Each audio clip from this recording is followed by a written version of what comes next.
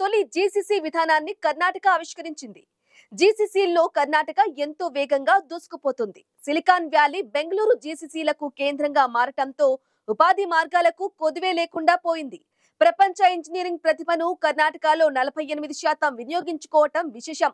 దేశంలో ఉన్న మధ్యస్థ విపణి క్షేత్రాల్లో అక్షరాల సగ భాగాన్ని ఆక్రమించుకున్న కర్ణాటక ఈ క్రమంలోనే ఇంజనీర్లకు అనువైన అవకాశాలు అందిస్తోంది.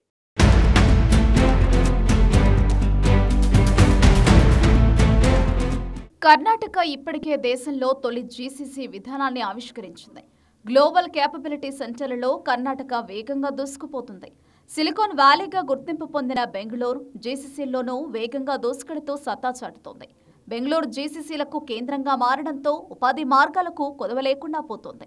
కర్ణాటకలో నవ్యాలోచనలతో పాటు ప్రపంచ స్థాయి సంస్థలు తమ కార్యాలయాలను ఏర్పాటు చేస్తుండటంతో ఉపాధి అవకాశాలు విస్తృతమయ్యాయి.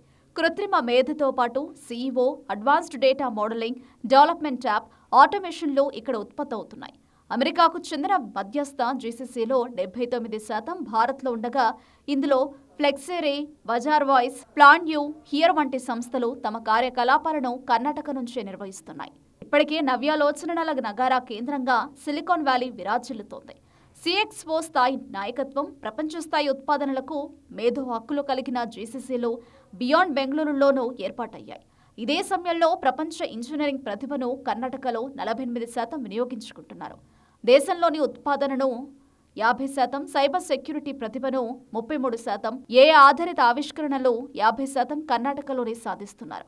దేశంలో ఉన్న మధ్యస్థ విపణి కేంద్రాల్లో అక్షరాల సగభాగాన్ని ఆక్రమించుకున్న కర్ణాటక ఈ క్రమంలోని ఇంజనీర్లకు అనువైన అవకాశాలు అందిస్తోంది. కర్ణాటక డిజిటల్ ఎకానమీ, ప్రముఖ కన్సల్టింగ్ సంస్థ జినోవ్లు సంయుక్తంగా చేపట్టిన అధ్యయనంలో రాష్ట్ర సాధన మరోసారి వెల్లడైంది. ఇటీవలే కర్ణాటక ఐటీ, బీటీ మంత్రి ప్రియాంక్ ఖర్గే, కేడీఈఎం చైర్మన్ బీవీ నాయుడు తదితరులు ఈ నివేదికను ఆవిష్కరించారు. ఉత్ప్రేరక కర్ణాటక జీసీసీ కరదీపికను కూడా ఇదే సందర్భంగా విడుదల చేశారు. ఈ సందర్భంగా రానున్న 5 ఏళ్లలో జీసీసీ విస్తరణ లక్ష్యాలను ప్రకటించారు.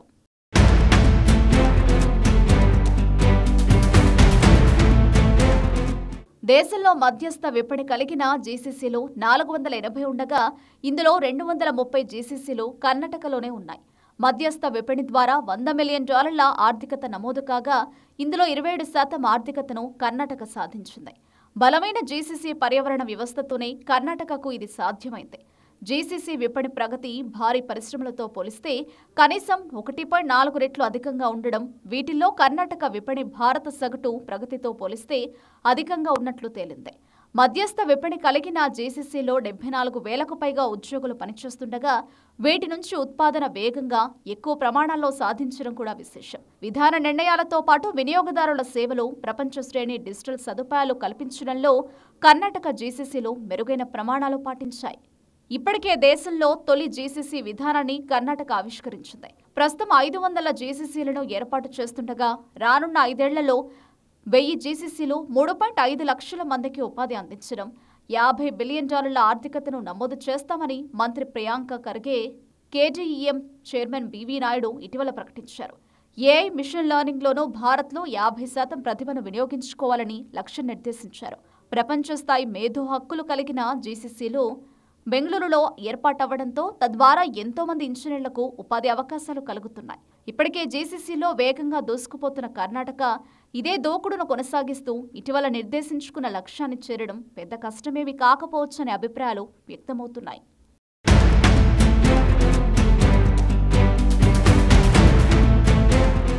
కర్ణాటకలో ప్రస్తుతం 500 జీసీసీలను ఏర్పాటు చేస్తుండగా రానున్న 5 ఏళ్లలో 1000 జీసీసీలను ఏర్పాటు చేయడమే లక్ష్యంగా పెట్టుకుంది.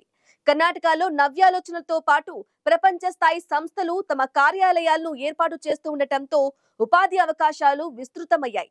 ఇక జీసీసీల్లో వేగంగా దూసుకుపోతున్న కర్ణాటక ఇదే దూకుడును కొనసాగిస్తే అనతి కాలంలోనే మరో స్థాయికి వెళ్లడం ఖాయం అని విశ్లేషకులు అభిప్రాయపడుతున్నారు.